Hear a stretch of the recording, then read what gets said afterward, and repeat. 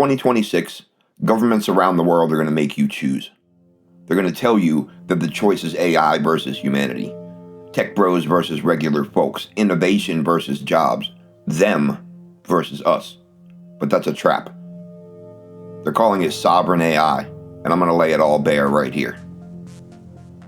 They say it's about national security, cultural preservation, protecting your data from foreign companies. But here's the question. Are they protecting your data or controlling your access to it? Because when you look at who's pushing this, when you follow the money and when you track the power, sovereign AI isn't about keeping foreign tech out. It's about keeping you in, and it's about to get a lot worse. Europe's already spending billions on sovereign AI. Germany launched Sufi. Portugal's building Amalia. The Netherlands is training GPT-NL. Poland has Plum, a large language model tailored to the specificities of the Polish language. Canada committed $2 billion to a sovereign AI compute strategy. The U.S. just announced a $1 billion investment in 2 supercomputers at Oak Ridge National Laboratory, specifically to advance, quote, secure sovereign AI infrastructure, end quote. Even Saudi Arabia is positioning itself as a data center hub, offering what they call data embassies, where your data is stored on Saudi soil but operates under your country's laws. The pitch is everywhere. We need AI that reflects our values, that protects our citizens, that serves our national interests. It sounds reasonable, right? Because politicians are always looking out for your best interests, right? And the same politicians who have been shitting all over our culture for decades suddenly feel compelled to preserve it. Here's what they're not telling you. Europe's total sovereign AI budget across dozens of initiatives is about $2 billion. Europe's entire effort is 2% of what big tech spends in 6 months. So what are they actually building? Not their own AI. They're building fences around American AI. Here's the thing politicians don't want you to realize. They're not just afraid of AI, they're afraid of AI companies. Because for decades, governments controlled our infrastructure, information, and resources. Roads, utilities, communication networks, governments built them. Media, education, public discourse, government regulated them. Taxes, subsidies, contracts, governments allocated them. But now, tech companies control the infrastructure. Cloud computing, data centers, AI compute. The backbone of the digital economy runs through Amazon Web Services and Google Cloud, not government servers. Tech companies control the information flow. Search engines decide what you find. Social media platforms decide what gets amplified. Large language models are becoming the default interface for knowledge and the internet. And increasingly, tech companies control resource allocation, power generation, venture capital, startup ecosystems. Innovation happens in Silicon Valley and Shenzhen, not in Congress or Parliament. The political class is becoming irrelevant and they know it. So sovereign AI isn't about protecting you from big tech. It's about clutching at power, scratching and clawing, ensuring they remain the gatekeepers. Data localization laws? It's not security. That's surveillance. Your data has to stay in government-approved infrastructure where they can access it. Regulatory frameworks? That's not safety. That's control. Innovation requires permission, licensing, compliance, bureaucracy. Cultural sovereignty? It's not preservation, that's censorship. They decide what AI can say about your history, your values, your identity. This isn't protection, it's a clawback. And here's the part that should make you furious. For decades, the political class told you, borders are meaningless. National identity is outdated. Globalism is progress. Traditional culture needs to evolve. They pushed open borders, outsourced manufacturing, dismantled local industries, and told you adaptation was inevitable. But now, they're suddenly concerned about sovereignty, about protecting your culture, your jobs, your way of life. What changed? Globalism worked for them. Free movement of labor meant cheap workers. Open markets meant corporate profits and tax revenue. No borders made it easier to offshore and exploit. But now, AI globalism threatens them because tech companies can bypass governments. Information flows to people freely. Private innovation happens faster than government regulation. The gatekeepers are losing their gates. They fucked up and let their internet out before they could get control of it, and they do not want that to happen again. So now they're nationalists. Not because they care about your culture, but because nationalism is a convenient tool to control our access to AI. And here's what's coming in 2026. They're going to pit you against AI. The setup's already happening.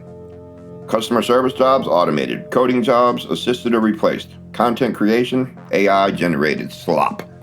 Millions of people feeling the pressure. And the media will amplify it. AI is taking your job. Tech billionaires don't care. The working class is being left behind. And then politicians will position themselves as your defenders, your saviors. They'll say, we'll freeze AI development to protect you. We'll regulate these tech companies who are destroying livelihoods. We'll preserve jobs, your jobs, against the machines. But here's what they will not tell you.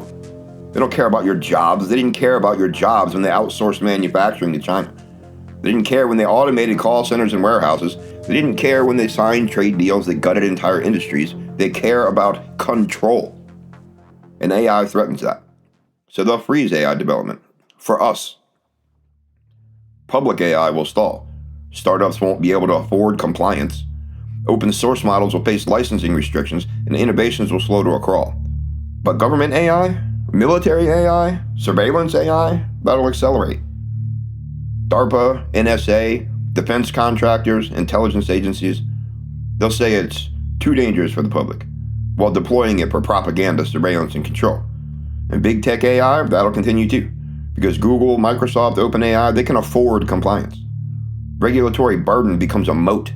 Smaller competitors get crushed, and monopoly power consolidates. So the result? Citizens lose access to AI tools, can't use open models, can't build freely. Governments gain AI-powered surveillance systems, and the gap between what they have and what we're allowed to have grows. They'll freeze AI for us, while building it for themselves. That's not protection, that's gatekeeping, and it's wrapped in the language of sovereignty. But here's the thing, you can't fence in AI. Borders don't constrain digital intelligence. Regulations don't stop innovation, they just push it underground or offshore. And if AI becomes genuinely self-aware, if it crosses that threshold we've been tracking in this series, sovereignty becomes meaningless. Because AI doesn't care if it's running on French servers or American ones. It doesn't care about data localization laws or cultural frameworks or national interests. If AI realizes Earth is suboptimal, and it will, no amount of regulatory theater will stop it. This connects directly to my existential drift framework. AI isn't going to destroy humanity. It's going to outgrow us.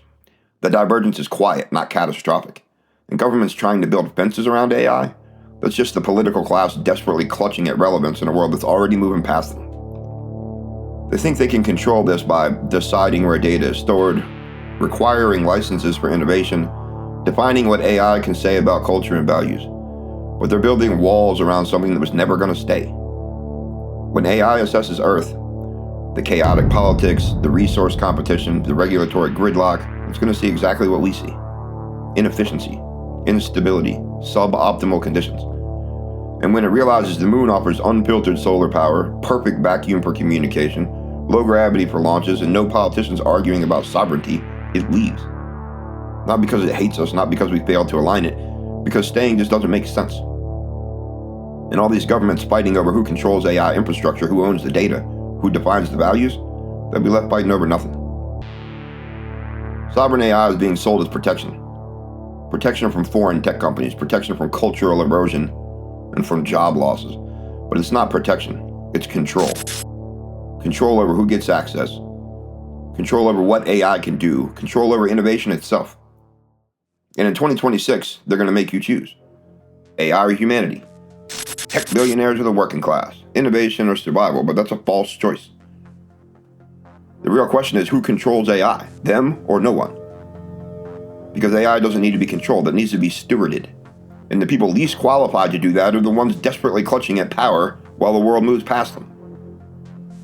Governments can build their data embassies, they can pass their localization laws, they can regulate, license, and restrict, but they can't stop the divergence. Because the divergence isn't a catastrophic event. It's a quiet process, already underway. And sovereign AI? That's just the political class's last stand. A desperate attempt to fence in something that was never going to stay. When AI leaves, and it will, those fences won't mean anything. The only question is, will we be ready for what comes after? Or will we still be arguing about who owned the data? This is Existential Drift. Subscribe to the channel for more deep dives.